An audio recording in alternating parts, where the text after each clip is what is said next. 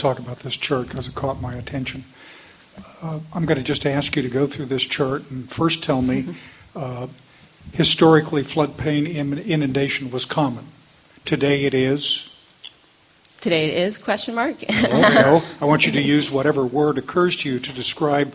I want to be able to contrast the historic things you've discovered and today's situation, because I'm then going to ask you the question, okay, what opportunities are available and what opportunities are no longer available? Yeah, I'd say... if floodplain inundation was common in, you pick the time period, what is it today?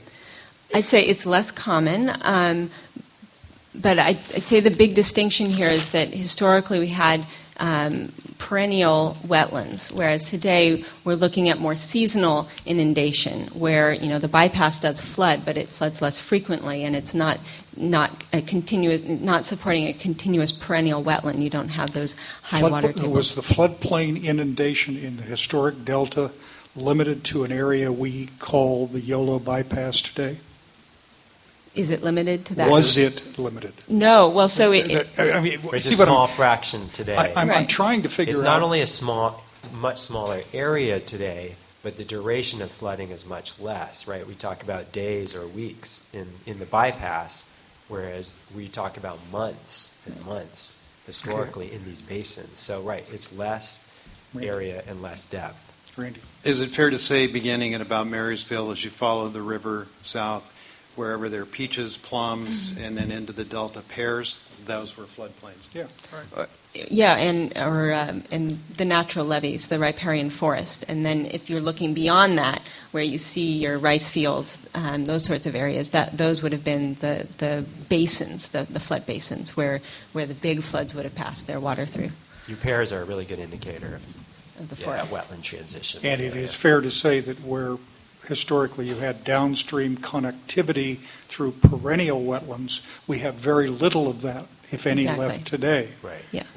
And there's very little adjacent for. Okay, so I got that. Right. In that, you hear a lot about the importance of the YOLO bypass, right, yes, for fish, and that's probably because that is a tiny little remnant of these patterns that Allison has just described. It's sort of the one piece we have left, but it itself is a dot compared to what was.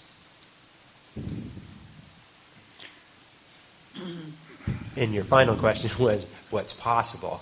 Well, yeah, I mean, what I'm trying to figure out is a way to take what you've done and apply it to what we've done to test whether we have included elements that seem consistent, but more importantly, to try to figure out what to do about it. One interpretation is, Randy's point, it used to flood a lot, and there was a lot of connected land, and there was a lot of riparian forest, but we've almost lost all of that, and there's not much that we want to do about it because the human occupancy and use of land does not encourage a restoration to a historic status. Right. Okay, what does it encourage potentially within the North Delta that makes sense? And I went through the slides as you were talking. I don't see that. There are hints of it. Well, that's the project that we are doing now. So I see your frustration. That's where we want to get to as well. By next month? We'll complete it next month? We can come back to you in a year or so, and we'll have much a year more. or so? We have, like, for example, we are making a graphic of exactly what you just asked for right now, an analysis of floodplain inundation historically, by month, the extent, and then today, looking at the contemporary flood layers, so that we can actually show you the answer to that question. Well, and importantly, it involves a lot of other disciplines and starting to use the physical landscape that we have today and understand it and make those connections. So this new project, draws on a large team of people. It's not just going into the historical records not just the two of you. Right. I see. Okay. So, right, what you're seeing here today is the result of the first half of that question, reconstructing the historical patterns and processes. And we've given hints, I think, that you're picking up on of the implications, the remnants, the sort of physical characteristics. Take the hints in the North Delta and tell me what you think the hints are identified in your work. I understand this is not the way you work, but we've got to be able to draw some conclusions from scientific research before it is totally completed in the minds of the scientist involved. because there's always this. Right. The human process moves along on its own pace, the natural process on its own pace. You got to give us some tools to work with for policy making. That's what I'm looking for. So what do you got? Well, I can show you a little bit where we're headed, for one, just so you know what's coming. And secondly, I think you're on the right track.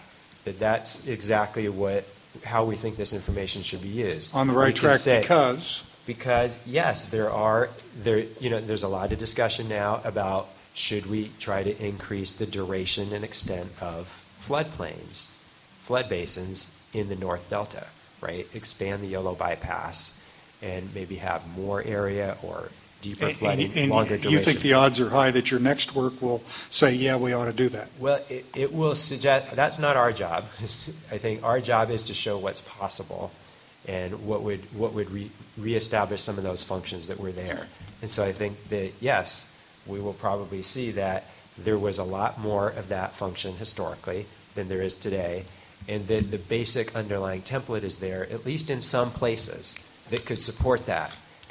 And then it's up to you guys and to others to make the decision of, well, is that worth the social costs, right? That would, there would be social impacts of those decisions, right? So there are trade-offs. Farmability would be right. Farmability, that would vary depending. I mean, some seasonally flooding areas actually work fine, and it's actually good. That's why those are fertile areas.